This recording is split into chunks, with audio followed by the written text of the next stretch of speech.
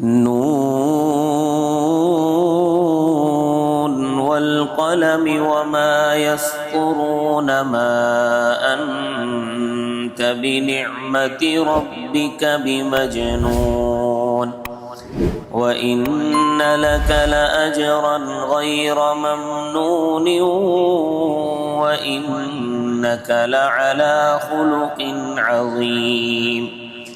فستبصر ويبصرون بأيكم المفتون إن ربك هو أعلم بمن ضل عن سبيله وهو أعلم بالمهتدين فلا تطع المكذبين ودوا لو تدهن فيدهنون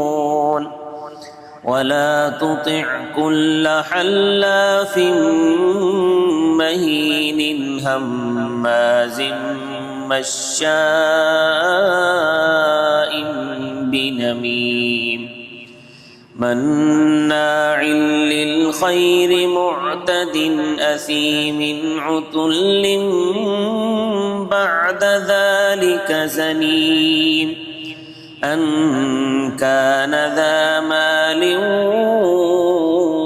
وبنين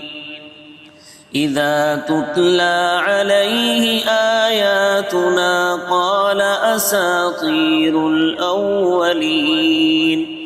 سنسمه على الخرطوم إنا بلوناهم كما بلونا أصحاب الجنة إذ أقسموا ليصرمنها مصبحين ولا يستثنون فطاف عليها طائف من ربك وهم نائمون فأصبحت كالصريم فتنادوا مصبحين أن اغدوا على حرثكم إن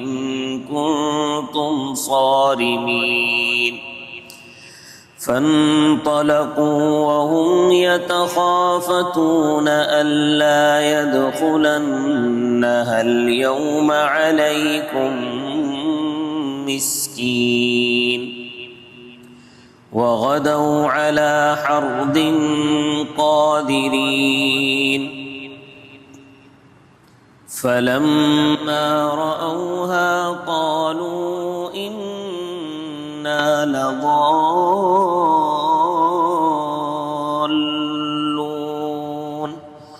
بل نحن محرومون قال أوسطهم ألم أقل لكم لولا تسبحون قالوا سبحان ربنا إنا كنا ظالمين فأقبل بعضهم على بعض يتلاومون قالوا يا ويلنا إنا كنا طاغين عسى ربنا أن يبدلنا خيرا منها إنا إلى ربنا راغبون كذلك العذاب ولعذاب الآخرة أكبر لو كانوا يعلمون إن للمتقين عند ربهم جنات النعيم أفنجعل المسلمين كالمجرمين ما لكم كيف تحكمون أم لكم كتاب فيه تدرسون إن لكم فيه لما تخيرون أم لكم أيمان علينا بالغة إلى يوم القيامة إن لكم لما تحكمون سلهم أيهم بذلك زعيم أم لهم شركاء فليأتوا بشركائهم إن كانوا صادقين يوم يكشف عن ساق ويدعون إلى السجود فلا يستطيعون خاشعة أبصارهم ترهقهم ذلة وقد كانوا يدعون إلى السجود وهم سالمون فذرني ومن يكذب بهذا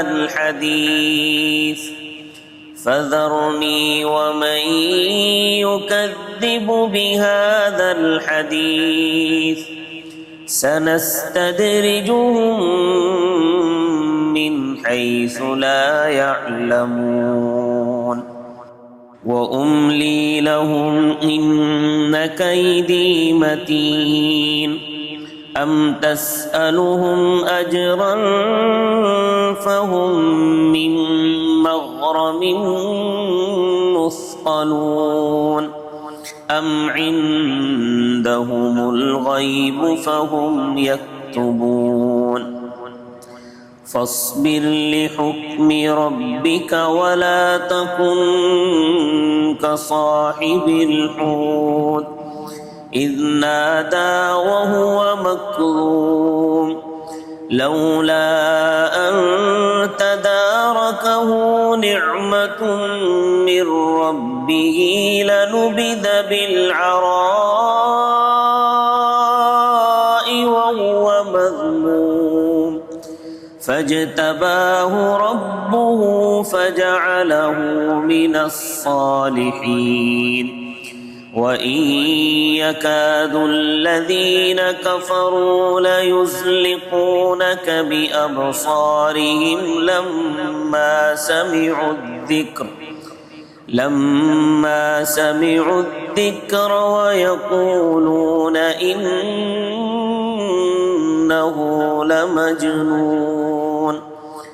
وما هو إلا ذكر للعالمين